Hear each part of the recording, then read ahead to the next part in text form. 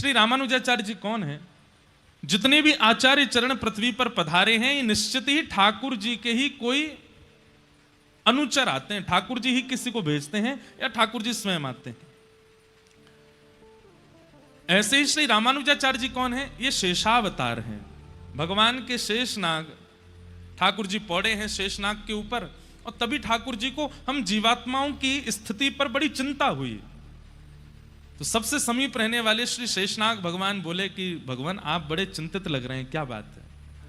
तो ठाकुर जी कहते हैं कि हमको जीवात्मा पर बड़ी दया आती है कि इनका उद्धार कैसे होगा, इनका कल्याण कैसे होगा।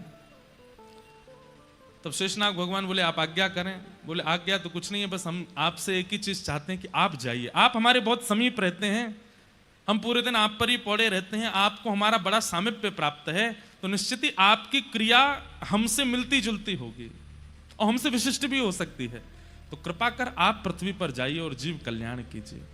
तब श्री वैष्णव परंपरा में श्री रामानु स्वामी जी महाराज का आज से लगभग 1000 वर्ष पूर्व प्रादुर्भाव हुआ, और उन्होंने भक्ति की रक्षा के लिए शास्त्र सम्मत बातें कह करके, और उस काल के जो लोग धर्म शास्त्रों को विध्वंस करने में लगे थे उनसे लड़ करके, अपनी बातें रख करके हमारे वैदिक सनातन धर्म और श्री वैष्णव परंपरा को सुरक्षित किया। लेकिन हम आचार्य चरणों के संपूर्ण चरित्र से पूर्व इस परंपरा के प्रथम आचार्य के भाव से प्रारंभ करेंगे। बहुत ध्यान से सुनिएगा, हम जगह जगह से भाव ढूंढ ढूंढ के लाए हैं, आप सबके बीच में कह सकें, बता सकें। बहुत सावधानी रखिएगा। भगवान के एक नित्य पार्षद हैं, और उन पार्षद का नाम है श्री विश्वक्सेन जी महाराज, जो ठाकुर जी के नित्य पार्षद भी हैं और ठाकुर जी जैसे ही हैं। श्री विश्वक्सेन जी, विश्वक्सेन जी महाराज पृथ्वी पर सटकोप स्वामी जी के रूप में प्रकट हुए, जो कि श्री वैष्णव परंपरा के प्रथम आचार्य हैं, श्री सटकोप स्वामी जी महाराज। दूसरे भगवान के जो गरुण जी हैं, श्री गरुण जी महाराज मधुर कवि जी के रूप में पृथ्वी पर प्रकट हुए। ये दो नाम याद रखिएगा, एक सटकोप स्वामी जी और दूसरे श्री मधुर कवि जी। तो भगवान के जो गरुण जी हैं वे मधुर कवि जी के रूप में प्रकट हुए, और श्री विश्वक्सेन जी महाराज वो सटकोप जी के रूप में प्रकट हुए। सटकोप जी के प्रादुर्भाव का चरित्र बहुत सुंदर है। सबसे आश्चर्यजनक बात यह है कि आपका पृथ्वी पर आगमन कब हुआ था? जब ठाकुर जी को यहां से लीला प्रस्थान किए,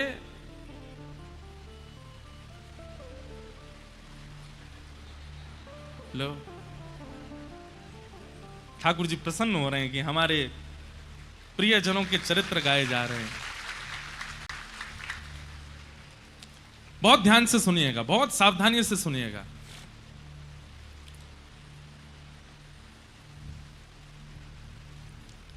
दक्षिण भारत में अधिकतर हमारी संप्रदाय विस्तृत है, उत्तर भारत में इतनी विस्तृत नहीं है।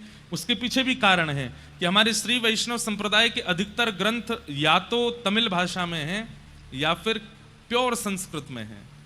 हिंदी काव्य में उनका इतना अनुबंध नहीं है, इसलिए उत्तर भारत में श्री वैष्णव परंपरा इतनी विस्तृत नहीं है, पर फिर भी बहुत विस्तृत है।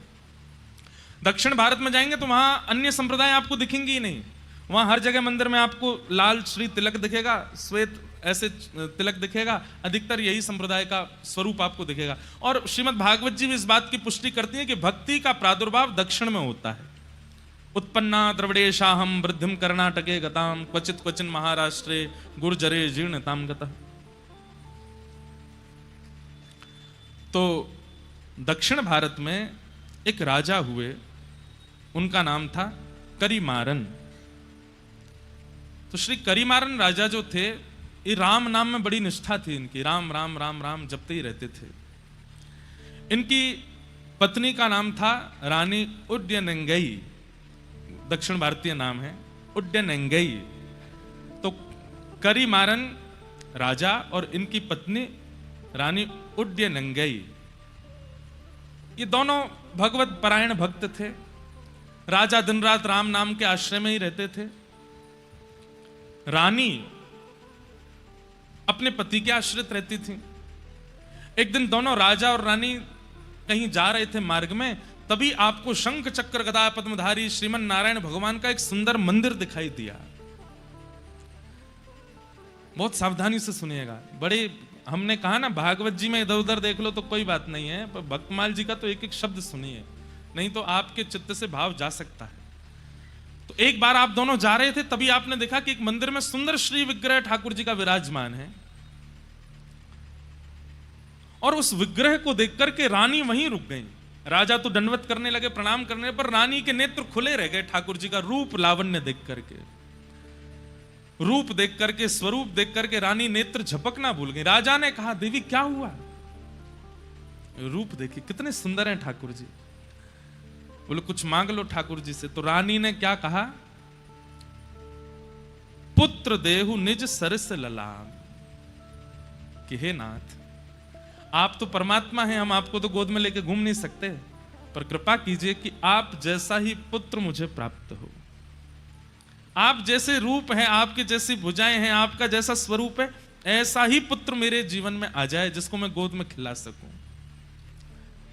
ठाकुर जी से पुत्र की याचना इतने भाव से की थी कि रात्रि के समय जब राजा रानी दोनों सोने के लिए गए तो रानी के स्वप्न में ठाकुर जी प्रकट हो गए, और प्रकट होकर के कहा कि आज आपने इतनी भावना से, आपके शब्दों में इतनी याचना थी, इतनी करुणा थी कि मैं देने से स्वयं को रोक नहीं पा रहा हूं।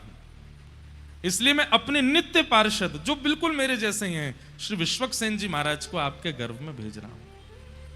वे आपके गर्भ में आएंगे और आप उनको स्वीकार कीजिएगा। गर्भ में श्री विश्वक्सेन जी आ गए, लेकिन इनका नाम सटकोप क्यों हुआ? पृथ्वी पर आते इनका नाम सटकोप क्यों पड़ा? उसके पीछे इतनी सुंदर कथा है। श्रीमद् भागवत जी में एक वेद स्तुति आती है, और वहां वेद स्तुति में बताया जाता है कि जब हम लोग अपने मां के गर्भ में होते हैं तो ठाकुर जी से नित्य प्रार्थना करते हैं कि हे ठाकुर जी, एक बार इस गर्भ से मुझे बाहर कर दीजिए, मैं आपको वचन देता हूं मैं जीवन में इस गर्भ में ना आना पड़े ऐसी कोई क्रिया नहीं करूंगा। लेकिन जैसे ही बालक का जन्म होता है तो गोस्वामी जी कहते हैं कि पृथ्वी पर आते ही माया उसको पकड़ लेती है, माया उसको खींच लेती है। सब लोग इधर ही देखना, सुनना।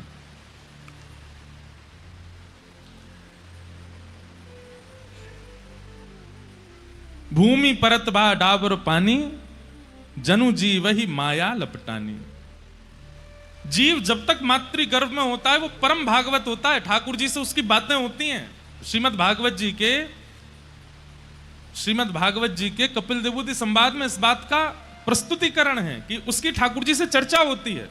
लेकिन जैसे ही उसका जन्म होता है माया उसको ऐसे पकड़ती है, संसार उसको ऐसे पकड़ने लगता है कि फिर वो धीरे धीरे ठाकुर जी से जितनी उसकी चर्चा हुई सब भूल जाता है। लेकिन विश्वक्सेन जी महाराज जी के साथ ऐसा नहीं हुआ। आपका जैसे ही जन्म हुआ तो जन्म लेने के अगले क्षण ही जैसे ही माया आपके ऊपर आक्रमण करने के लिए आई, तो एक तो होता है बालक रोता है, जन्म लेते ही रोता है, पर आपने रुदन ना करते हुए उस सठ माया के ऊपर कोप किया। बालक जन्म लेते गुस्सा करता है, वो जन्म लेते क्रोध किया और माया को सतर्क कर दिया कि सावधान हो जाओ, मुझ पर आक्रमण मत करना, मेरे पास मत आना, मेरे समीप आने की कोई जरूरत नहीं है। तभी इनका नाम पड़ गया सठ कोप। सठ माया के ऊपर जिन्होंने कोप किया, ऐसे श्री सठकोप जी महाराज ये हमारे आचार्य चरण होंगे। और भैया देखो, जल अगर आप पे गिर जाए ना, तो हम एक बात कहते हैं कथा में, ये इधर उधर की जो गतिविधि, प्राकृतिक गतिविधि होती हैं, ये इसलिए होती हैं ठाकुर जी आते हैं कथा में, तो वो ऐसे नहीं आते, ऐसे करके आते हैं। लाइट चली जाना, पंखा बंद हो जाना, वाह।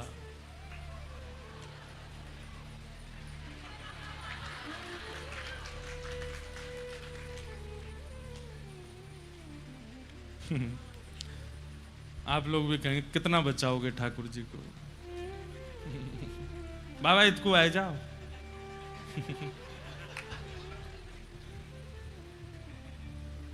क्या बता रहा था मैं?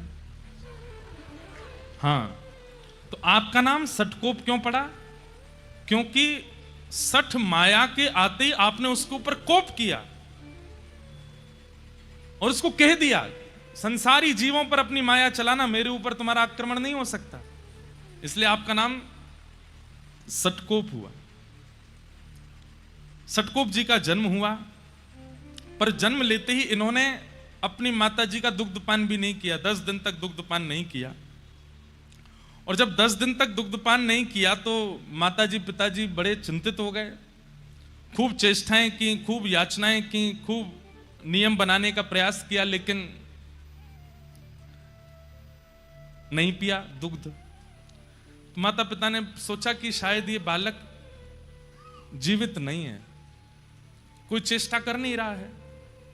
तो श्री षटकोप जी को एक पास के मंदिर के एक इमली का वृक्ष था, वहीं नीचे लिटा करके माता पिता वहां से निकल गए। वो तो यही चाह रहे थे, माया में फंसने थोड़ी आए हैं, वो तो जीव उद्धार करने के लिए आए, हम लोगों के कल्याण के लिए आए हैं। इमली के वृक्ष के नीचे ही आप रहे। अब आप विचार करिए कितने दिन रहे होंगे वहां। 13 वर्ष तक वहीं रहे। जन्म लेने के 10 दिन बाद से लेकर 13 वर्ष तक वहीं बैठ करके आप हरि शरणागति, हरि भजन करते रहे, हरि स्मृति करते रहे।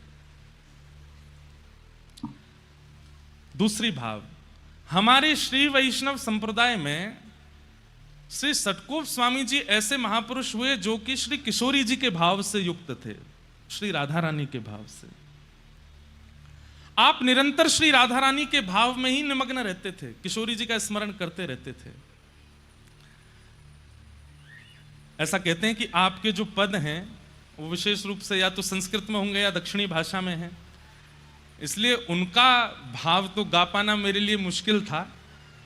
तो हमने पिछले साल जो लोग कथा में आए थे उनको पता होगा, हमने कहा था कि अपने रामानुज संप्रदाय में पद हम निवेदित करेंगे अपने आचार्यों को लिख करके। तो आज एक पहला पद लिखा है हमने अपने संप्रदाय के आचार्यों के लिए। श्री षटकोप स्वामी जी, आपकी स्थिति कैसी है? आप किशोरी जी से याचना करते हैं, किशोरी जी का चिंतन करते हैं, और कभी तो आप भाव से अयोध्या पहुंच जाते हैं और अयोध्या में जाकर के आप देखते हैं कि हाथी की सवारी पर श्री राघवेंद्र सरकार बैठे हैं, बड़े बड़े ऋषिजन आगे पीछे चल रहे हैं, कोई चमड़ उड़ा रहे हैं, कोई पंखा चल रहे हैं, जिसके कारण राघव जी का मुखमंडल दिख नहीं रहा। तो षटकोप जी इतने व्याकुल हो जाते हैं कि राघव मुझे दिख क्यों नहीं रहे। आप स्वयं वहां पहुंचे नहीं है, मानसी में वहां पहुंच जाते हैं। तभी आप विचार करते हैं कि अयोध्या के तो राजा हैं, ये राजा तो आसानी से मिलते नहीं हैं, लाला के पास चलो। तो तुरंत मानसी में ही आप वृंदावन पहुंच जाते हैं और वृंदावन जाकर के आप लाला का स्मरण करते हैं। तभी आप क्या देखते हैं अपनी मानसी में? एक गोपी खूब सारी गैयान को गोबर एक पात्र में भर के थाड़ी है। वैसे तो नित्य गोबर उठा लेती है, लेकिन आज उसको पता चल गया है कि इसी मार्ग से श्याम सुंदर आने वाले हैं। तो मन में विचार कर रही है कि मैंने कछु ऐसा नाटक करूं कि लाला को मेरे पास आना पड़े। तो नीचे परात रखी है गोबर की और वहां में हाथ लगाए करके ऐसे, अरे ये तो बड़ो भारी है, मोते तो उठो ही नहीं रहो, अरे कोई नेक आए के या को उचवाए दो, या को नेक उठवाए दो। षटकोप स्वामी जी के मानसी में ये चिंतन होता है। इतने में ही दूर गैया चराते हुए आ रहे श्याम सुंदर, उनको देख करके तो वो गोपी और नाटक करती है, ऐसे उठाते उठाते गिर जाती है। अरे ये तो बड़ो भारी है, आज तो कोई मेरी मदद करे ही ना रो, या को कौन उचवाए को। इतने में ठाकुर जी आए, बोले मैं उचवाए दूं। तो गोपी तो है 80 वर्ष की और लाला है 5 वर्ष को, नहीं 100। ठाकुर जी कह रहे हैं मैं उचवाए दूं। षटकोप स्वामी जी दूर खड़े खड़े देख रहे हैं और तभी गोपी के हाँ लाला उचवाए दे। तो ठाकुर जी भुजा लगा करके उसमें प्रयास कर रहे हैं उठवाने का, और गोपी से तो उठता बनता है, वो तो जानबूझ के नाटक कर रही है। तो जैसे ठाकुर जी ने हाथ लगाया तो गोपी ऐसे उठाने लगी। इतने में ठाकुर जी मन में विचार किए, मैंने तो जोर ही ना लगाया, उठ कैसे गए हो। ठाकुर जी समझ गए, बोले ओहो जे गोपी नाटक कर रही है मेरे आगे। सो ठाकुर जी ऐसे करते करते, अब वो गोपी देख रही है ठाकुर जी की और चाह रही है गोबर का भाव, दूर खड़े सटकोप स्वामी जी मानसी में दर्शन कर रहे हैं। और जैसे उचाते उचाते नेक ऊपर लाई तो इतने में ठाकुर जी उसको दिखा देते हैं, मैंने तो स्पर्श ही नहीं किया, अपने आप ही उठ रही है। जैसे उठाने लगे तो ठाकुर जी ठाड़े के बोले, हेरी गोपी तू नाटक क्या कर रही? तो गोपी ने सिर पर, मैंने तो नहीं किया नाटक। बोले अच्छा, मैंने तो जोर ही नहीं लगाया, या मैं फिर उच कैसे गई ऊपर तक? और दूसरी बात, मैंने जोर लगाया भी होगा तो तेरी कमर तक मेरे हाथ में वाते ऊपर कैसे चली गई जी? तो गोपी बोली नहीं नहीं वो तो ऐसे ही आ गई। नहीं ना बता, ठाकुर जी ने वहां को एक हाथ पकड़ लिया। बोले मैं बता के जा, तो झूठ कैसे बोल रही यहाँ पे? सटकोप स्वामी जी के नेत्र सजल हो रहे, अब क्या करेंगे ठाकुर जी? तो गोपी का हाथ छोड़ नहीं रहे, बोले मैं बता के जा। अब गोपी यही तो चाह रही थी मुझसे बात करें, मेरे सामने खड़े हो, मेरा हाथ पकड़ लें। ठाकुर जी जब हल्ला मचाने लगे, मधुमंगल श्रीदामा जल्दी आओ, देखो जे गोपी कैसा नाटक करे। इतने में गोपी वहां से बचवे के काजे अपने जो परात है का जहां में गोबर भरो पड़ो बात टेढ़ो करके ठाकुर जी पे ही डाल दे। तो सिर से लेके नीचे तक ठाकुर जी गोबर में सन गए, और जैसे ही गोबर में सने तो हाथ छोड़ दिया, गोपी माते भाज गई।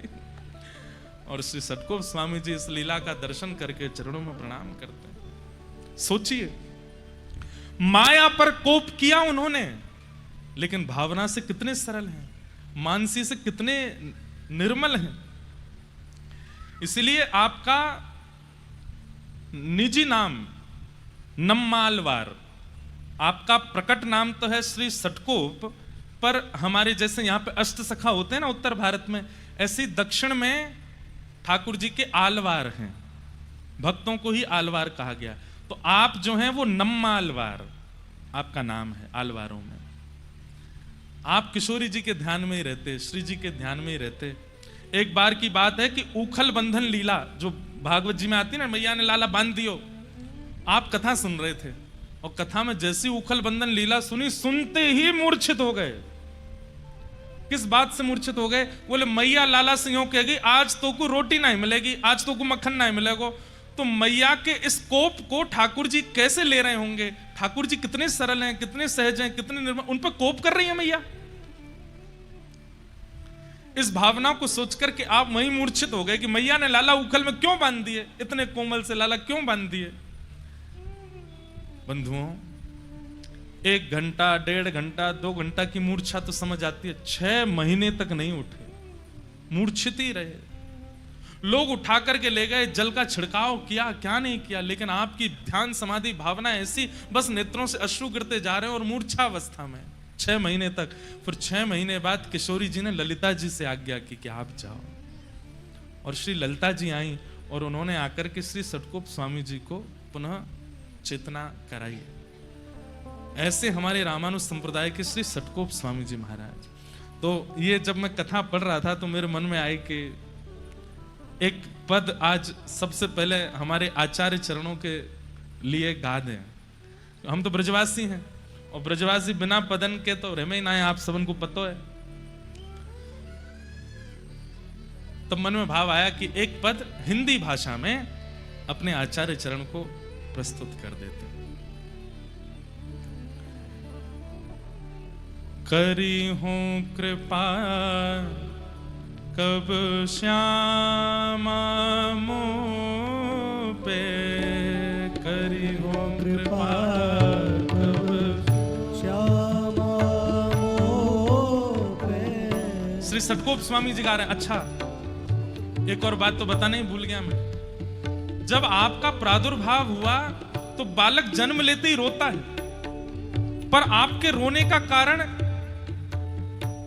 ये नहीं था कि मुझे दूध पिला दीजिए या बालक को प्रसव पीड़ा हुई है इसलिए वो रो रहा है। नहीं, आप इसलिए रोए क्योंकि भगवान के लीला पूरी करने के मात्र 15-20 साल बाद ही आपका जन्म हुआ था। श्री कृष्ण धरा धरती से लीला पूरी करके चले गए और ठाकुर जी के जाति कलयुग प्रारंभ हुआ, और कलयुग के प्रारंभ होने के 15-20 साल के अंतराल में ही आपका जन्म हुआ। तो आप इसलिए रोए कि मेरा जन्म इतने साल पहले क्यों नहीं हुआ, जब ठाकुर जी पृथ्वी पर थे तब मैं क्यों नहीं आया, ये मेरा दुर्भाग्य कि मैं आज क्यों आया हूं, ये इतना समय क्यों लगा मुझे आने में। आचार्य चरण का भाव है और उन्होंने ही चित्त में दिया है। सब लोग गाइएगा। करी हो कृपा कब श्यामा मोह पे, करी हो कृपा कब श्यामा मोह पे, करी हो कृपा कब श्यामा मोह पे, करी हो कृपा कब श्यामा मोह पे।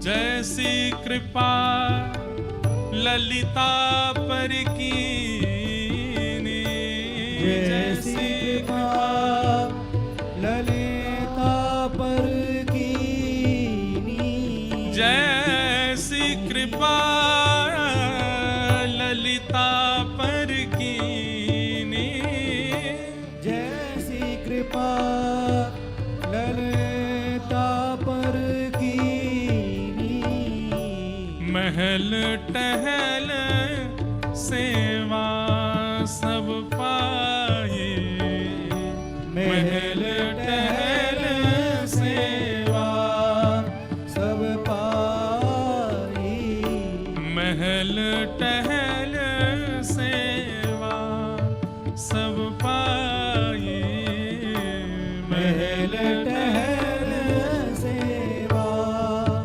सब पाई।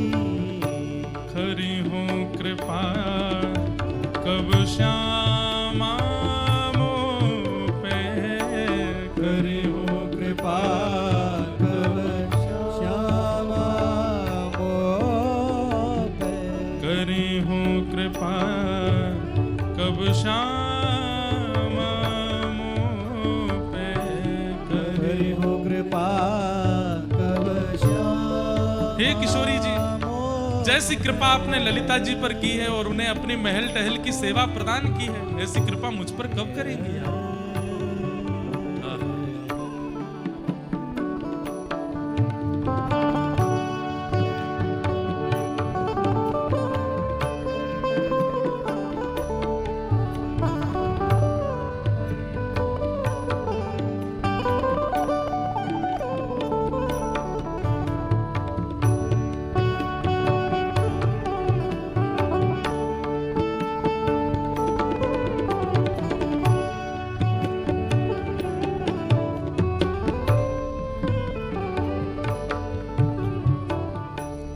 जैसी कृपा विशाखा सो करी, जैसी कृपा विशाखा सो करी, जैसी कृपा विशाखा सो करी, जैसी कृपा विशाखा सो करी, निज सेवा सब पानी, निज सेवा सब पानी पानी। ललिता जी प्रधान सखी हैं किशोरी जी की, लेकिन श्री विशाखा जी प्रधान नहीं है। फिर भी किशोरी जी अगर कह दे मुझे वहां जानो है तो ललिता जी कहेंगी जी श्री जी। किशोरी जी कहते हैं मुझको वहां बैठना हो तो ललिता जी कहेंगी ठीक है श्री जी। लेकिन अगर किशोरी जी कहीं जा रही हैं और विशाखा जी कहते हैं नहीं जाना, तो किशोरी जी जा नहीं सकती हैं। विशाखा जी का इतना अधिकार है। श्याम सुंदर द्वार पर खड़े हैं और विशाखा जी ने अगर मना कर दिया कि नहीं द्वार नहीं खुलेंगे तो खुलेंगे ही नहीं। ललिता जी प्रधान सखी हैं, पर निकुंज की एक प्रकार से देखा जाए तो गतिविधियों पर पूर्ण अधिकार, पूर्ण कमान श्री विशाखा जी की रहती है। जैसी कृपा विशाखा सुकीनी, जैसी कृपा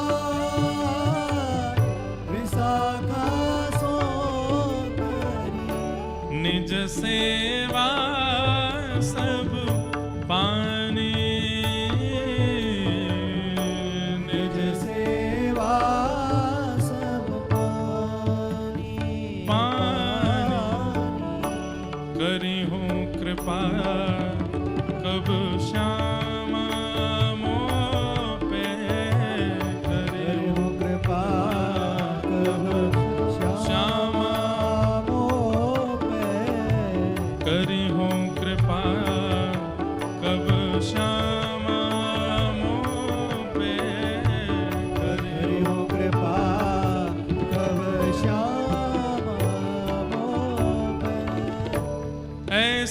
कृपा सठ कोप पे कीजे, ऐसी कृपा सत कोप पे कीजे, ऐसी कृपा सठ कोप पे कीजे, ऐसी कृपा सत कोप पे कीजे। श्री वृंदावन रस रानी, रानी श्री वृंदावन रस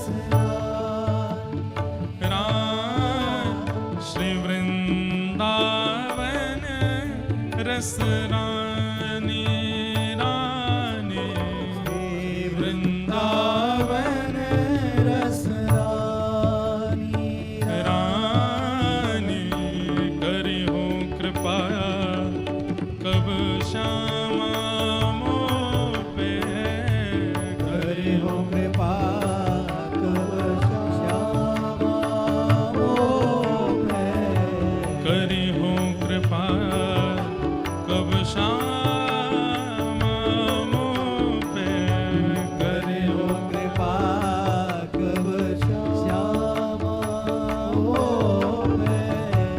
जैसी कृपा ललिता पर कीनी, जैसी कृपा ललिता पर कीनी, महल टहल सोई पानी, पानी महल टहल सोई पानी, पानी करे हो कृपा कब श्यामा मोह पे, करे हो हो कृपा कब श्यामा मोह पे, करी हो कृपा कब श्यामा मोह पे, करे हो कृपा कब श्यामा मोह पे।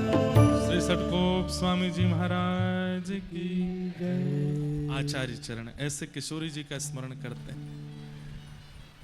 तो फिर आज अब जैसे भी है जल्दी जल्दी में ये भाव आचार्य चरणों को प्रस्तुत किया। यही भाव आचार्य चरण रखते होंगे श्री जी के चरणों में। तो ऐसे राधा भाव में विभोर रहते थे आप, और मानसी में श्री लाल जी की और श्री राघव जी की निज लीलाओं का अनुभव करते थे। जब जन्म के बाद माता पिता आपको एक इमली वृक्ष के नीचे छोड़ गए और आपने वर्षों तक वहीं रह करके ठाकुर जी का स्मरण किया, तब श्रीमन नारायण भगवान प्रकट हुए शंख चक्र गदा पद्म धारण करके। और हमारे श्री वैष्णव संप्रदाय में जो मूल मंत्र आपको गुरुदेव देते हैं, अष्टाक्षर मंत्र, जो 8 अक्षर का मंत्र आपके आचार्य गुरुजनों ने दिया होगा या जिन्होंने हमसे दीक्षा ली उनको प्राप्त हुआ होगा, ये प्रथम बार श्री ठाकुर जी ने सटकोप स्वामी जी को प्रदान किया। सुनने में वो 8 अक्षर लगते हैं और बड़ा सरल लगता है, ऐसा लगता है कि ये तो बड़ा सामान्य साधारण सा, पर नहीं है। एक एक अक्षर की व्युत्पत्ति और एक एक अक्षर का प्रभाव इतना अद्भुत है। अभी रामानुजाचार्य जी का प्रसंग शुरू होगा तब पता चलेगा कि उस मंत्र की विधि क्या है, उस मंत्र का रहस्य क्या है। मंत्र को गोपनीय रखना चाहिए, कभी किसी को नहीं बताना चाहिए। आप जितना जप तप करते हैं, जैसे ही किसी के सन्मुख आप मंत्र का बोलते हैं तो गुरु दीक्षा से अब तक जितनी बार जप किया सब विश्राम हो जाता है। इसलिए किसी के भी सन्मुख अपने गुरु मंत्र का उच्चारण नहीं करना चाहिए, गुरु के द्वारा प्रदत्त भाव का उच्चारण नहीं करना चाहिए। चाहे आप किसी भी परंपरा में हैं, अपनी परंपरा के गुरु प्रदत्त मंत्र का उच्चारण नहीं करना है। सब चीज प्रकाशित कीजिए, पर कुछ चीजें छुपाई जाती हैं और वो छुपी हुई ही अच्छी होती हैं। अब लोग कहें कि नहीं इतना बड़ा पेड़ खड़ा हो गया, इसकी जड़ निकालो, बाहर निकालो, हमें तो देखनी है जड़ कैसी है। जड़ निकालते ही पेड़ तो नीचे गिर जाएगा ना, पेड़ तो नष्ट हो जाएगा ना, ना वो पुष्पित होगा ना वो फलित होगा। इसलिए जड़ तो गोपनीय ही अच्छी होती है। ऐसे ही बड़ी बड़ी इमारतें बनी हों, उसकी नींव तो गोपनीय अच्छी। अब कोई कहे मुझे नींव देखनी है कैसी है, उसके लिए तो धराशायी करना पड़ेगा ना 12 मंजिल को। ठीक वैसे ही आपकी भक्ति की स्थिति जितनी आगे बढ़ती जाएगी वो तभी बढ़ेगी जब आप अपने गुरु मंत्र रहस्य को गोपनीय रखोगे। वो भले ही सामान्य है, भले ही बहुत सरल है, पर वह रहस्य अद्भुत है, इसलिए उसको किसी को नहीं बताना चाहिए। तो वही अष्टाक्षर मंत्र सबसे पहले श्रीमन नारायण भगवान ने प्रकट होकर के श्री सतकोप स्वामी जी को प्रदान किया, और उसी मंत्र का उच्चारण आप निरंतर करते रहते हैं। जिनके बारे में हम सुन रहे थे, श्री गरुण जी महाराज, आप मधुर कवि के रूप में जन्मे, और एक दिन आप अयोध्या यात्रा कर रहे थे, तो आप आकाश की ओर देखा कि दक्षिण से एक दिव्य प्रकाश दिखाई दे रहा है, तो आप प्रकाश के पीछे पीछे चलते चलते उत्तर से दक्षिण में आ गए, और दक्षिण में कहां पहुंचे, जहां श्री सतकोप स्वामी जी बैठे थे। तब मधुर कवि जी ने आकर के इनके ध्यान को खोलने के लिए खूब ताली भी बजाई, आवाज करी, लेकिन इनका ध्यान नहीं खुला। तब इन्होंने उनके कान के समीप जाकर के कहा कि मेरे मन की हृदय की अत्यंत बृहद जिज्ञासा है, कृपा कर उसको पूर्ण कीजिए। इतने भाव से आपने पूछा कि सतकोप स्वामी जी के मन में आया, अगर इसकी हृदय के प्रश्नों के उत्तर नहीं दिए गए तो उद्धार कैसे होगा। तो आपने तुरंत बरसों की समाधि खोल करके उनको सन्मुख बैठाया, बोले क्या प्रश्न है, प्रश्न पूछो। तब उन्होंने 5 प्रश्न पूछे।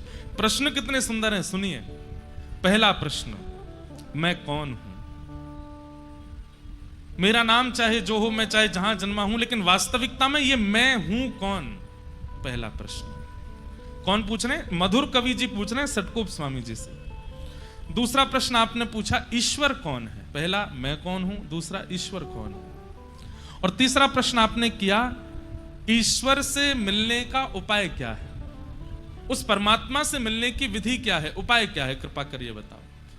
और चौथा प्रश्न क्या कहा, भगवद मिलन में बाधा कौन बनता है, ठाकुर जी से मिलने में बाधा क्या है। और पांचवा और अंतिम प्रश्न पूछा, ठाकुर जी से मिल जाने का फल क्या है। अगर ठाकुर जी से मिल गए, ठाकुर जी हमको मिल गए, तो उसका फल क्या है। ये 5 प्रश्न आपने किए। चरित्र हम पढ़ रहे थे भक्तमाल जी में, तो उसमें वर्णन आता है कि श्री सतकोप स्वामी जी ने इनका उत्तर देने के लिए 1000 श्लोक बोले, और 1000 श्लोकों में उत्तर दिया। उसको सहस्त्र गीति कहते हैं। दक्षिण भारत में वह ग्रंथ भी है, और वहां लोग उसका अवलोकन करते हैं। वहां पर विस्तार रूप से उन्होंने जो प्रवचन किया 1000 श्लोकों में, वही सहस्त्र गीत बन गया, और उसको सुनकर के श्री मधु कविराज आनंदित हो गए। ठाकुर जी का अनुभव उनको हुआ। 35 वर्ष की आयु तक मात्र आप धरा धरती पर विराजे बस, और 35 वर्ष के पश्चात आपने श्री ठाकुर जी के धाम को स्वीकार किया। बोलो सतकोप स्वामी जी महाराज की। ये रामानुज संप्रदाय बाद में बोलने लगे। पहले संप्रदाय का नाम श्री संप्रदाय है। क्या नाम है? श्री संप्रदाय। और श्री संप्रदाय के प्रथमाचार्य श्री सतकोप स्वामी जी हुए। तत्पश्चात इसी परंपरा में फिर आगे चल करके श्री यामुनाचार्य जी हुए। कौन हुए? यामुनाचार्य। एक श्लोक हम हर कथा में बोलते हैं, आप लोगों ने सुना होगा। नीचे या को लाला कोई उठ के नीचे कर दो। क्या बता रहे थे हम? यामुनाचार्य जी। तो एक श्लोक हम बोलते हैं हर कथा में, और लगभग संप्रदाय के लोग जब भी जिस जिस संप्रदाय के होते हैं वो अपने संप्रदाय के भाव से श्लोक बोलते हैं। लक्ष्मीनाथ समारंभाम नाथयामुन मध्यमाम अस्मदाचार्य पर्यंताम वंदे गुरु परंपराम। सब लोग इधर देखो। हमारे इस परंपरा के गुरु श्लोक का क्या भाव है? लक्ष्मीनाथ समारंभाम। इस संप्रदाय का प्रारंभ कहां से हुआ? बोले लक्ष्मीनाथ भगवान आए थे सतकोप स्वामी जी के पास, और उन्होंने आकर के इसका प्रारंभ किया। नाथ यामुन मध्यमाम। श्री नाथ मुनि स्वामी जी और यामुनाचार्य जी ये हमारी संप्रदाय के मध्य आचार्य हैं, और जिन्होंने हमें दीक्षा प्रदान की उन गुरु तक ये संपूर्ण गुरु परंपरा को मैं प्रणाम करता हूं, मैं वंदन करता हूं, और आपको कथा सुनाने जा रहा हूं। हर कथा में ये श्लोक बोलते हैं, और लगभग आप जिस भी संप्रदाय के आचार्य से मिलेंगे उनमें ये श्लोक, जैसे हमारे श्री रामानंद परंपरा में सीतानाथ समारंभाम श्री रामानंदार्य मध्यमाम अस्मदाचार्य पर्यंताम वंदे श्री गुरु परंपराम। ऐसे ही अब सबके तो हमको याद नहीं है, लेकिन लगभग संप्रदायों के आचार्यों से आप ये सुनेंगे ही सुनेंगे। वो प्रथम कहां से प्रारंभ हुआ उनका नाम लेंगे और मध्यस्थ का नाम लेंगे और अपने जो आचार्य चरण हैं उन तक को प्रणाम करके संप्रदाय को वंदन करते हैं। इस श्लोक को बोलने से पूरी परंपरा को वंदन हो जाता है। तो हमारी परंपरा में श्री यामुनाचार्य जी महाराज हुए। तो एक आचार्य चरण है श्री नाथ मुनि स्वामी, बहुत ध्यान से सुनिएगा, ये मध्यस्थ आचार्य हैं नाथ मुनि स्वामी। नाथ मुनि स्वामी जी के पुत्र हुए ईश्वर मुनि स्वामी जी, और ईश्वर मुनि स्वामी जी के पुत्र हुए श्री यामुनाचार्य जी। सब लोग सुन रहे हैं ना? सुनते रहिए भैया, है ना? तो दादाजी हैं नाथ मुनि स्वामी, पिताजी हैं ईश्वर मुनि स्वामी और इनके पुत्र हैं श्री यामुनाचार्य जी। पिताजी का भगवत धाम गमन हो गया, दादाजी ने विरक्त सन्यास ले लिया, तो दादाजी सन्यासी हो गए, पिताजी वैकुंठ चले गए, अकेले रह गए श्री यामुनाचार्य जी। तो यामुनाचार्य जी का पालन पोषण इनकी माताजी और इनके दादाजी ने किया, इनकी दादी और इनकी माताजी ने किया। कहते हैं उस काल में इतना अद्भुत विद्वान हुआ ही नहीं दशों दिशाओं में। हमने कहा ना, उस काल में विद्वान होना आवश्यक था, क्योंकि अगर आप विद्वान नहीं होते थे तो धर्म का नाश करने वाले लोग भी विद्वान बन के आते थे और अपनी विद्वत्ता से धर्म को ह्रास कर रहे थे। इसलिए सबका विद्वान होना बहुत आवश्यक होता था। आजकल कुछ नहीं है, आजकल तो केवल नाम गा लो ठाकुर जी का, तिलक स्वरूप लगा लो, ठाकुर जी के सन्मुख पहुंच जाओ, बस इसी से कल्याण है। कलयुग ज्यों ज्यों आगे बढ़ रहा है, ठाकुर जी उतना सरल करते जा रहे हैं। पर उस काल में आपको विद्वान होना अनिवार्य था निर्वहन करने के लिए। अगर धर्म निर्वहन करना है तो आप विद्वान नहीं हो तो आपका काम नहीं चल सकता। इसलिए हमारे परंपरा में, गुरु परंपरा में अधिकतर आचार्य सब विद्वान ही हुए, परम विद्वान हुए। तो श्री यामुनाचार्य जी महाराज, यामुनाचार्य जी महाराज की एक विशेषता श्री भक्तमाल जी में नाभाजी बताते हैं कि यामुनाचार्य जी विद्वान भी हैं और विद्वान के साथ साथ विनम्र भी हैं, और ये हो नहीं सकता। विद्वत्ता और विनम्रता ये दोनों एक साथ नहीं आ पाती हैं लोगों के चित्त में।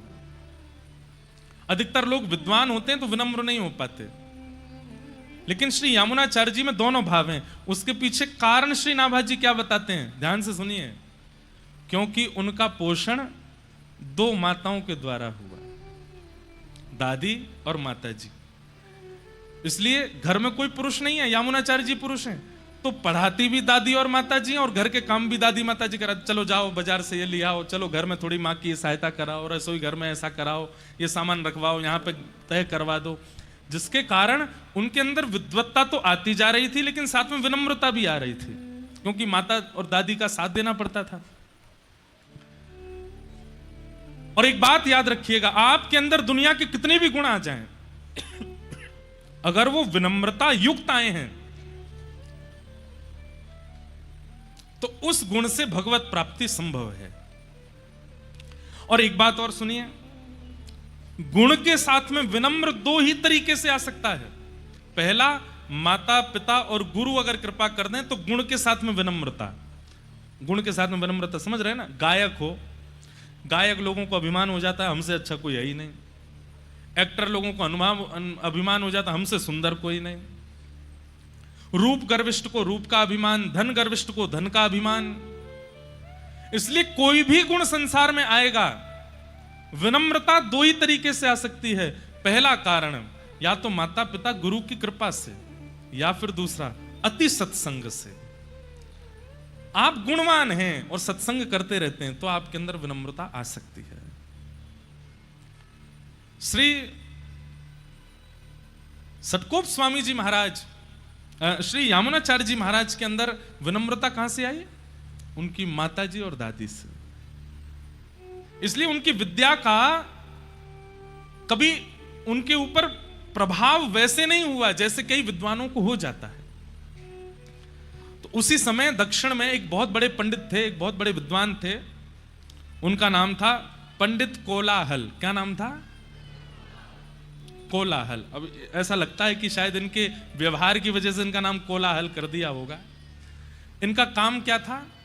नगर नगर गांव गांव में जाना और विद्वानों को चुनौती देना कि आओ हमसे शास्त्रार्थ करो, और शास्त्रार्थ में विद्वानों को हराते, यहां तक तो ठीक, फिर उनको सामने बैठा के उनका उपहास और करते, हंसी करते उनकी, जिससे उनको बहुत चित्त में पीड़ा होने लग जाती। और ये इनका व्यसन बन चुका था। व्यसन मतलब आदत बन चुकी थी। किसी को भी देख लेते, कोई पंडित स्वरूप में, इधर आइए, क्या पढ़े लिखे हो, आओ हमसे शास्त्रार्थ करो। तो सामने वाला शास्त्रार्थ करता, यहां तक तो ठीक कि हरा दिया, तो उसके बाद उसको बैठा के उसका उपहास और करते, तुम्हारे पिताजी ऐसे हैं, तुम्हारी माताजी ऐसी हैं, तुम्हारा तो कुल ऐसा है, तुम्हारी जाति ऐसी है, तुम्हारा ये ऐसा है, उसका उपहास। वो रोज जब तक नहीं जाता तब तक उसका उपहास करते। ऐसे थे पंडित श्री कोलाहल जी। और वहीं एक दक्षिण भारत के नगर का राजा था, राजा का नाम था पांडेय। क्या नाम था? पांडेय राजा। उसको इनके द्वारा शास्त्रार्थ करना और फिर पंडितों का उपहास करना, उसको इस बात का व्यसन था, वो देखने में उसको सुख मिलता था। उसने एक दिन नगर चलते देख लिया और इनसे कहा, हे पंडित जी महाराज, आपका व्यसन मुझे बहुत अच्छा लगा, आप एक काम कीजिए, मेरे राज्य में चलिए, वहां मैं एक से एक विद्वानों को बुलाता रहूंगा और आप मेरे सामने सबके साथ शास्त्रार्थ करना, फिर उनका उपहास मैं बैठ के सुनूंगा, मुझे देखने में बहुत अच्छा लग रहा है। दोनों एक से ही मिल गए। तभी राजा के कान में नाम पड़ा श्री यामुनाचार्य जी का, हमारी संप्रदाय के मध्यस्थ आचार्य। और श्री यामुनाचार्य जी का नाम जैसे ही सुना, आपने उन्हें आमंत्रित किया। किसी ने कहा वो बहुत बड़े विद्वान हैं, ऐसे नहीं आएंगे एक निमंत्रण पर। तो बोले कैसे आएंगे? बोले उनके लिए पालकी भिजवा दो। कई बार ऐसा होता है कि बड़े बड़े महापुरुष वो केवल कार्ड से नहीं आते हैं, गाड़ी और भिजवा दो। बोले महाराज गाड़ी भेजी है, फल की डलिया भेजी हैं, सब व्यवस्थाएं भेजी हैं, तो आ जाते हैं आचार्य चरण कई। सावधानी से सुनिए सब लोग। तो यामुनाचार्य जी को निमंत्रण भेजा कि आप पधारिए। यामुनाचार्य जी बोले कहां जाना है? बोले दक्षिण में एक गांव है, वहां के राजा पांडे राजा ने आपको निमंत्रित किया है। सब लोग इधर देखिएगा, सुनना। और पालकी भी भेजी है, वहां कोई पंडित कोलाहल हैं, वो शास्त्रार्थ महारथी हैं, लोगों को शास्त्रार्थ में हरा देते हैं। तो कई ब्राह्मणों ने पहले ही यामुनाचार्य जी से आके उनकी शिकायत कर रखी थी। बोले एक दक्षिण में कोलाहल नाम का पंडित है, वो सबको हराता, फिर उनके उपहास और करता है, उनकी धर्म जाति माता पिता सबके नाम बिगाड़ बिगाड़ करके हंसी बनाता है। तो यामुनाचार्य जी ने पालकी के लोभ में नहीं गए, लेकिन जब पंडित का नाम सुना, बोले कि इस पंडित से तो बात करनी चाहिए हमको। जैसे हमारे श्री हरिराम व्यास जी ओरछा वाले, वो भी यही कर रहे थे, जगह जगह जा करके ब्राह्मणन को हरा रहे थे। फिर उनको समझाने कौन गए? महादेव, काशी विश्वनाथ भगवान गए और जाकर के कहा कि भैया ये विद्वान बन करके जगत उपहास करने के लिए नहीं बने हो, तुम विद्वान इसलिए बने हो कि प्रियालाल जी की सेवा करो जाकर के वृंदावन में।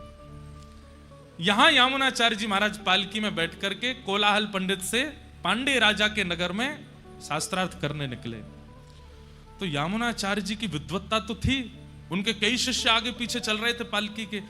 अटारी पर खड़े होकर के राजा रानी दोनों देख रहे थे। कहते हैं यामुनाचार्य जी ने पालकी की पर्दे में से नेक बाहर झांका, तो उनके मुखमंडल का तेज देख करके रानी इतनी प्रभावित हो गई और राजा से बोली, शास्त्रार्थ बाद में होगा, मैं पहले ही बताती हूं, आज तुम्हारा अभिमानी कोलाहल पंडित हारेगा और ये हराएंगे, क्योंकि इनके मुखमंडल का जो तेज है, मुखमंडल का जो प्रताप है, उससे ये बात सिद्ध हो रही है कि ये बहुत बड़े विद्वान होंगे। तो राजा बोला, बड़े बड़े विद्वान आए यहां पर, लेकिन हमारे पंडित कोलाहल के आगे सब ध्वस्त हो गए, सब नष्ट हो गए। अभी अभी देखते हैं कितना विद्वान है। रानी बोली, ऐसे नहीं, आज तो आप शर्त लगा लीजिए मुझसे, यही जीतेंगे। राजा बोले, अच्छा इतना विश्वास? बोले हाँ, इनके मुखमंडल का तेज अद्भुत है। राजा बोले, क्या शर्त लगेगी फिर? रानी बोली, अगर ये जीत गए, अगर ये हार गए, तो मेरी हार मानी जाएगी और मैं हार करके आपको वचन देती हूं, मैं पत्नी और रानी पदवी का त्याग कर दूंगी, जैसे अन्य दासियां राजभवन में रहती ऐसे रहूंगी और जीवन भर आपके दासित्व को स्वीकार करूंगी। राजा बोले इससे हमको प्रसन्नता तो नहीं। बोले आपकी प्रसन्नता के लिए नहीं, मैं इनके लिए ये करूंगी। अगर ये हार गए तो मैं जीवन पर्यंत रानी भेष में नहीं रहूंगी, दासी बन करके रहूंगी। लेकिन अगर ये जीत गए तो आपको अपना आधा राज्य इनको देना पड़ेगा। राजा रानी के कॉन्फिडेंस को देख करके राजा भयभीत हो गए। बोले कि आप सच में इतनी बड़ी बात कह रही हैं? बोले कि हाँ, वचन दीजिए। राजा बोले मुझे भी अपने कोलाहल पंडित पर भरोसा है, वो जीतेगा। आहा, हमारे आचार्य चरण जैसे ही पहुंचे हैं, अभी तक ठाकुर जी ने स्वीकार नहीं किया इनको, अभी तक ये आचार्य नहीं बने थे, अभी तो ये सामान्य विद्वान थे बस। लेकिन ठाकुर जी क्यों प्रभावित हो गए, क्यों स्वीकार किया, उसके लिए कथा सुनना बहुत जरूरी है। जैसे ही आप पालकी से उतर के सभा में पधारे, 2 आसन लगे हुए थे। एक आसन पर आप चुपचाप जाकर के बैठ गए, दूसरे आसन पर आके कोलाहल पंडित बैठा और आकर के आंखों में देखने लगा, और कभी इधर मचले कभी उधर मचले, और बोले कि देखना आज तुमको हराऊंगा मैं, और तुमको देखना हराऊंगा। यामुनाचार्य जी शांत मुद्रा में बैठे रहे। बोले एक बात बताओ, किस विषय पे शास्त्रार्थ करोगे? राजा ने कहा किस विषय पे शास्त्रार्थ होगा? तो भाई विद्वान होना ही सब कुछ नहीं होता, एक बात याद रखिएगा। विद्वान होना ही, सारी नॉलेज होना ही सब कुछ नहीं होता। कभी कभी विवेक होना भी बहुत जरूरी होता है। कई लोगों को पता होता है कि ये हल्दी है, ये नमक है, ये हींग है, ये गरम मसाला है, ये टमाटर है, ये आलू है, लेकिन सब्जी बनाना नहीं जानते। सब कुछ पता होना एक बात होती है, पर सबको व्यवस्थित करना ये विशेष बात होती है। यामुनाचार्य जी विद्वान के साथ साथ विवेकी भी हैं, वो जानते हैं कि कब कहां क्या करना है। तो राजा ने कहा किस विषय पर शास्त्रार्थ होगा? तो यामुनाचार्य जी कुछ कहते, और जबकि होना यही चाहिए कि अतिथि जो आया उसको अवसर देना चाहिए कि आप बोलिए किस विषय पर होगा। पहले ही बोल पड़े। बोले कि ये यामुनाचार्य बड़ा शांत शांत सा लग रहा है, ज्यादा बोल कुछ रहा नहीं है, मैं ही पहले बोल देता हूं। बोले राजन, खंडन शास्त्रार्थ होगा, ये जो भी बोलेंगे उस बात का मैं खंडन करूंगा। अब इसमें सामने वाला कुछ भी बोले, आपको उसका खंडन करना, उसकी बात को असत्य करना है। राजा बोले तो फिर देरी किस बात की, शास्त्रार्थ शुरू किया जाए। यामुनाचार्य जी बोले कितने वाक्य बोलने का अधिकार है मुझे? तो सामने खड़े कोलाहल पंडित जी बोले 3 वाक्य बोलिए, और तीनों वाक्यों का खंडन करूंगा मैं। तो पहला वाक्य यामुनाचार्य जी क्या बोलते हैं? हमारे सामने जो महाशय पंडित जी विराजमान हैं, इनकी माताजी काकबंध्या हैं। काकबंध्या मतलब जिनके एक ही पुत्र है, उसके बाद फिर संतान नहीं है, उनको काकबंध्या कहते हैं। तो यामुनाचार्य जी ने पहला शब्द क्या कहा? हमारे सामने जो पंडित जी बैठे हैं, इनकी माताजी काकबंध्या हैं। राजा भी खड़ा हो गया, इसका खंडन कैसे करोगे, वो एक ही हो। अब मर्यादा ये है कि अब पंडित कोलाहल नहीं, खंडन वाला नहीं चलेगा, दूसरा वाला करेंगे। यामुनाचार्य जी बोले आप देख लीजिए। राजा बोले नहीं, एक ही बार आपने खंडन का पहले बोले, अब खंडन ही होगा। बोले अब दूसरा वाक्य बोलिए। तो यामुनाचार्य जी बोले राजा पांडे बड़े नीति से चलते हैं, और राजा पांडे सदा धर्म का पालन करते हैं, और बड़े वैष्णव हैं, करिए खंडन। यहां पर यामुनाचार्य जी जैसे ही बोला तो सामने बैठा कोलाहल पंडित राजा की ओर, राजा तलवार निकल, बोलो खंडन करो।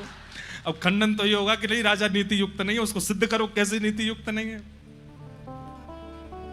तीसरी बात यामुनाचार्य जी ने कहा, राजा तो नीति युक्त है ही, राजा तो धर्मावलंबी है ही, पर इनकी पत्नी पतिव्रता नारी है। वो अपने पति के अलावा किसी को भी कभी दूषित दृष्टि से नहीं देखती है। वो केवल पतिव्रता है, अपने पति को ही सर्वस्व मानती है। करो खंडन। 3 बात ऐसी बोल दी कि महाराज कोलाहल पंडित जी तो चरणों में गिर गए। बोले भगवान क्षमा करो, गलती हो गई मुझसे। तभी राजा ने रानी की ओर देखा। रानी बोली मैंने पहले ही कहा था, ये विद्वान तो हैं, पर विद्वान के साथ साथ विवेकी भी हैं। ये चाहते तो अपने गुरु से सीखे हुए, अपनी माता और अपनी दादी से सीखे हुए परम विद्वाओं का यहाँ पर विवेचन कर सकते थे, यहाँ पर लच्छेदार वाणी बोल करके अपनी महिमा गरिमा को बढ़ा सकते थे, लेकिन उन्होंने सामान्य से 3 शब्दों में उसको हरा दिया। इससे क्या प्रमाणित होता है कि विद्वान तो हैं पर साथ में विवेकी भी हैं, और ये विवेक इनके चित्त में आया, ये इस बात का प्रमाण है कि ये सत्संग भी करते हैं। अब जो शर्त हुई थी वो कीजिए। राजा ने तुरंत अपनी आधे साम्राज्य को श्री यामुनाचार्य जी को प्रदान कर दिया, और श्री यामुनाचार्य जी एक राज होकर, एक राजा की तरह, एक राजकुमार की तरह उस भाव में रहने लगे। माता जी को भी ले आए, दादी को भी ले आए, वहीं निवास करने लगे। आप 35 वर्ष तक, बाल्यकाल में 15-16 वर्ष की आयु में शास्त्रार्थ में गए थे, 35 साल तक उसी राज्य में एक राजा की तरह, एक राजकुमार की तरह रहे, लेकिन आपने राज्य भाव को भी अपने ऊपर हावी नहीं होने दिया। ठाकुर जी इनसे बड़े प्रभावित हो गए। बोले विद्वान भी है, सुंदर भी है, तेजों में भी है, सर्वगुण संपन्न है, सारी योग्यताएं इनके चरणों में हैं, लेकिन फिर भी ये कितना एकनिष्ठता रखते हैं। अब इनको स्वीकार करने का समय आया। तभी आपको खबर मिली कि आपके दादाजी जो संन्यास ले चुके थे वे मरणासन स्थिति में हैं, तो आप उनका दर्शन करने के लिए जा रहे थे। तभी मार्ग में कावेरी के तट पर विराजमान श्री रंगनाथ मंदिर, श्रीरंगम, जो कि दक्षिण में विराजमान है, मंदिर पड़ा। तो आपने मन में विचार किया क्यों ना यहां पर ठाकुर जी का दर्शन करें। और जैसे ही आप दर्शन करने के लिए गए, शांताकारं भुजग शयनम पद्मनाभं सुरेशम विश्वाधारं गगन सदृशम वेदवर्णं शुभांगम लक्ष्मीकांतं कमल नयनम योगभिर्ध्यान गम्यम वंदे विश्वं भवभयहरं सर्वलोकैकनाथ।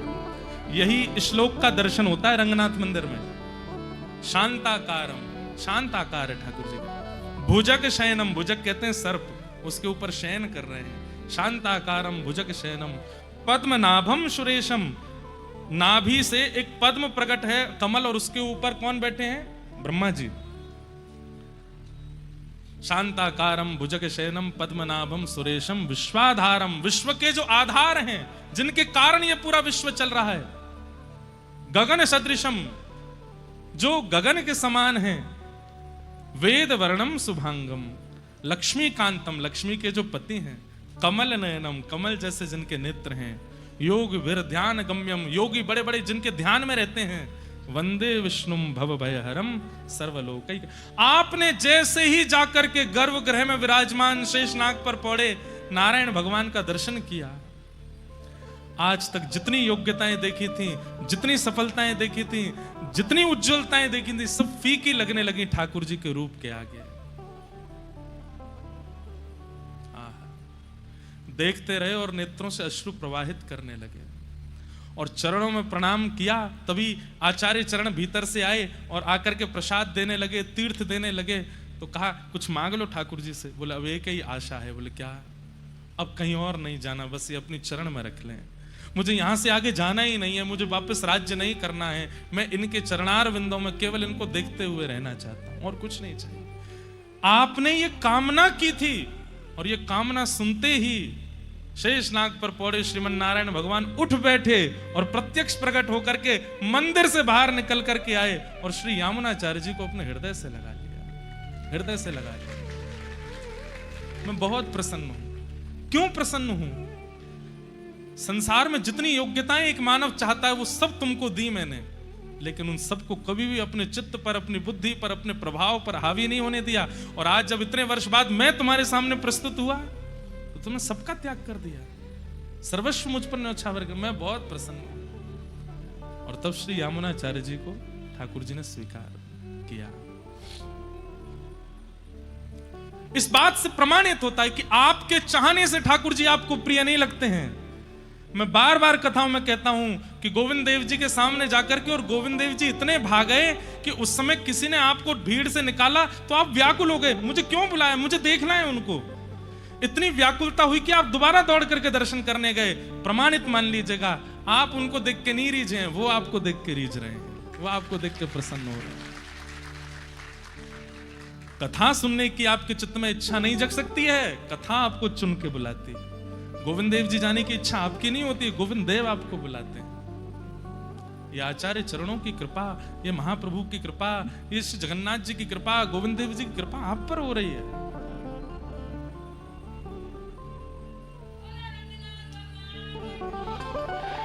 वारे भैया, ठाकुर जी ने उनको स्वीकार किया।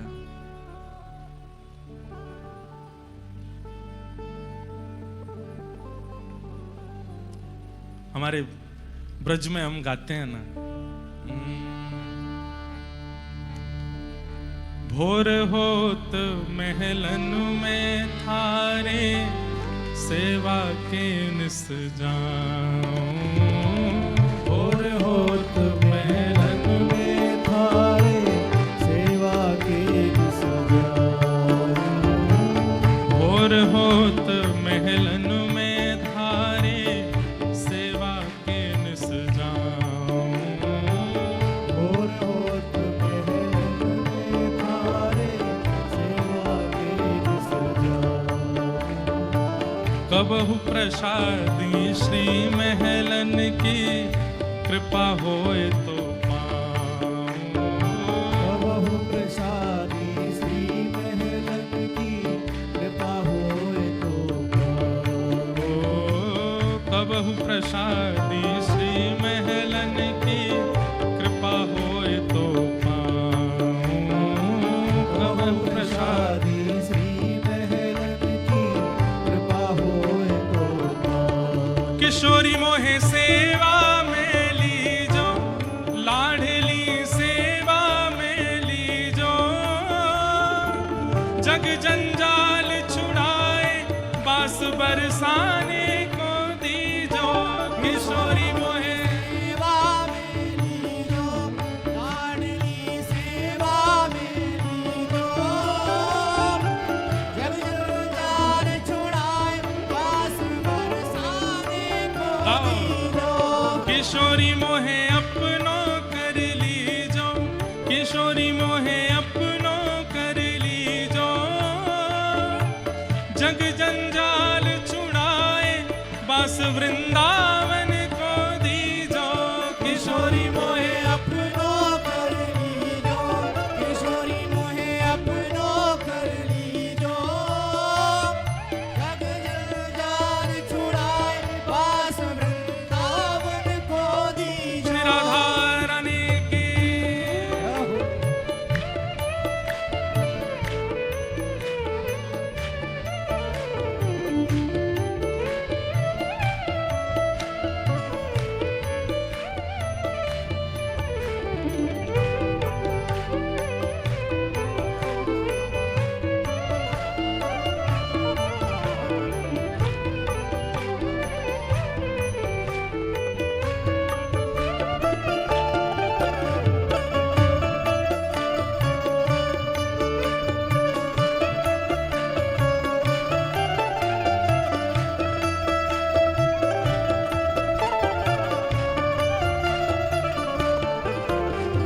पड़ी रहूं मैं द्वार तिहारे, रसकन दर्शन पाऊं। पड़ी रहूं मैं द्वार तुम्हारे रसकन दर्शन पाऊं। मैं पड़ी रहूं मैं द्वार तिहारे, रसकन दर्शन पाऊं। पड़ी रहूं मैं द्वार तुम्हारे रसकन दर्शन पाऊं। ओ भगतन की रज धूल मिले तो अपने शीश चढ़ाऊं। भगतन की रज धूल मिले तो अपने शीश झुकाऊं। किशोरी मोहे द्वारे रख लीजो, लाडली द्वारे रख लीजो। जग जंजाल छुड़ाए बस वृंदावन को दीजो। किशोरी मोहे द्वारे रख लीजो, लाडली द्वारे रख लीजो। जग जंजाल छुड़ाए बास वृंदावन को दीजो। किशोरी मोहे द्वारे रख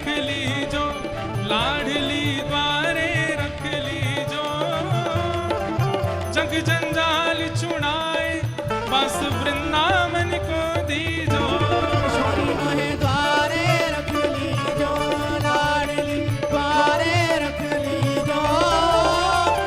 जग जंजाल छुड़ाए बस बरसाने को दीजो। जैसे हे श्यामाजू, जैसे आप सबको कृपा करती हैं, जैसे ठाकुर जी श्री यामुनाचार्य जी को स्वीकार कर रहे हैं, आप स्वयं ही बुला करके बिना उनके किसी साधन को देखे उनको स्वीकार करते हैं नाथ, ऐसे हमको भी स्वीकार कीजिए, हम पर भी कृपा कीजिए। हे किशोरी मोहे द्वारे रख लीजो, लाडली द्वारे रख लीजो। जग जंजाल छुड़ाए बस वृंदावन को दीजो। किशोरी मोहे द्वारे रख लीजो, लाडली द्वारे रख लीजो। जग जंजाल छुड़ाए बस वृंदावन को दीजो। बल बरसाने वाली की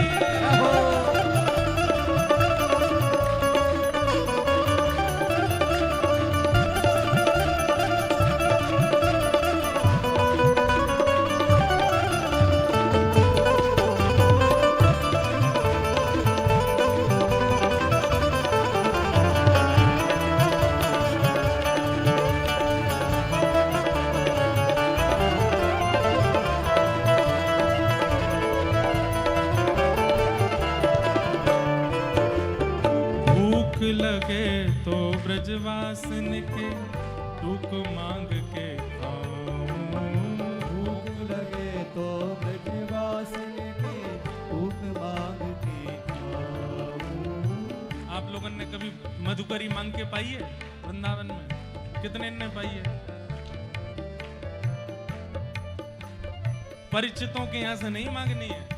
कई लोग हमारे घर पे ही आके मांगे, क्यों? कथा सुने महाराज जी जाने। परिचित नहीं, अपरिचितों के यहाँ से मांगो, और ऐसे ही कोई रैंडम घर में जाओ और मांग लो। और सुनिए, फिर जो मिल जाए उसमें दोष बुद्धि मत देखिएगा। ये हमने आचार्य चरणों से पूछा कि कई लोग स्वभाव से थोड़े कठोर होते हैं, उनसे कुछ मांग लो तो कुछ ऐसा दे दें, या कुछ गाली गलौजी दे दें, तो गाली को ही उस दिन की भिक्षा समझ लेना। बोले ये हो आज भिक्षा मिली है, भिक्षा में कहा दियो है, गारी दई है हमको। अरे धन्य है कि जो गारी ठाकुर जी को पड़ी है वो आपको भी मिली है। भूख लगे तो ब्रजवासन के टूक मांग के खाऊं। भूख लगे तो ब्रजवासन के भूख मांग के खाऊं। कबहु प्रसादी श्री महलन की कृपा होए तो पाऊं। कबहु प्रसादी श्री महलन की कृपा होए तो पाऊं। कबहु प्रसादी श्री महलन की कृपा होए तो पाऊं। कबहु प्रसादी श्री महलन की कृपा होए तो पाऊं। हे किशोरी मेरी विनय मान लीजो, लाडली विनय मान लीजो। जग जंजाल छुड़ाए वास वृंदावन को दीजो। किशोरी मेरी विनय मान लीजो, लाडली विनय मान लीजो। जग जंजाल छुड़ाए वास वृंदावन को दीजो। हे किशोरी मोहे अपनो कर लीजो, लाडली अपनो कर लीजो। जग जंजाल छुड़ाए वास वृंदावन को दीजो। किशोरी मोहे अपनो कर लीजो, लाडली अपनो कर लीजो। जग जंजाल छुड़ाए वास वृंदावन को दीजो। राधे राधे राधे राधे राधे जय श्री राधे। राधे राधे राधे राधे राधे राधे राधे राधे राधे राधे राधे जय श्री राधे। राधे राधे राधे राधे राधे जय श्री राधे। जय जय श्री राधे, जय जय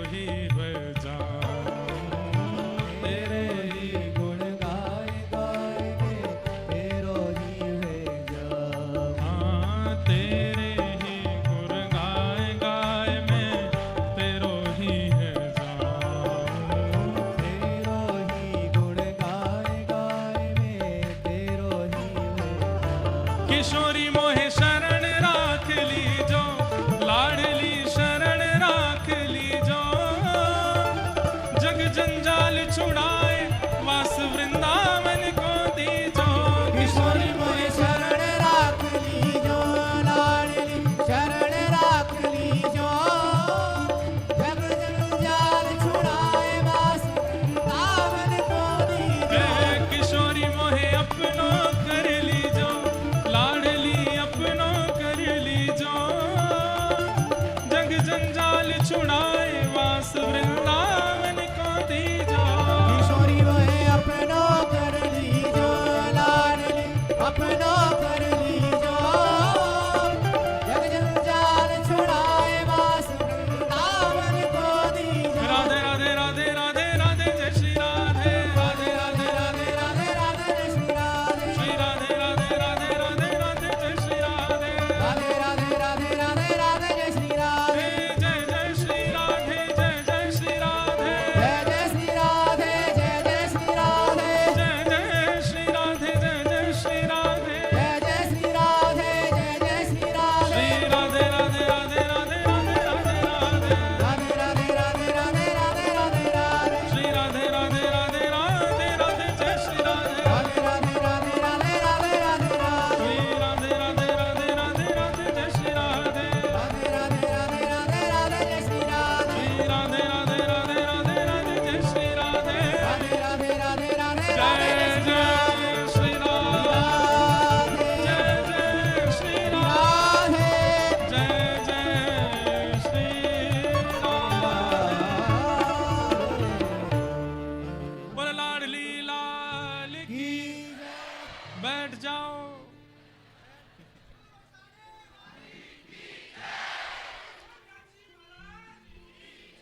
श्री यामुनाचार्य जी महाराज की।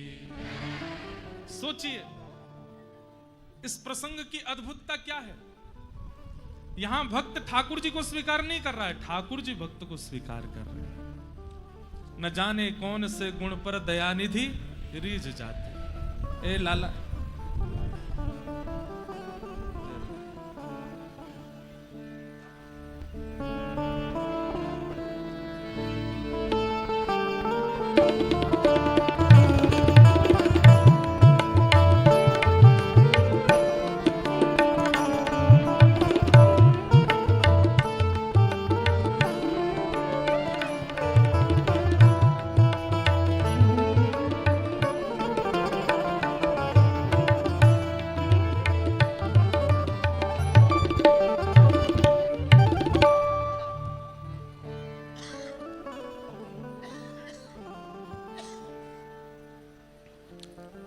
तो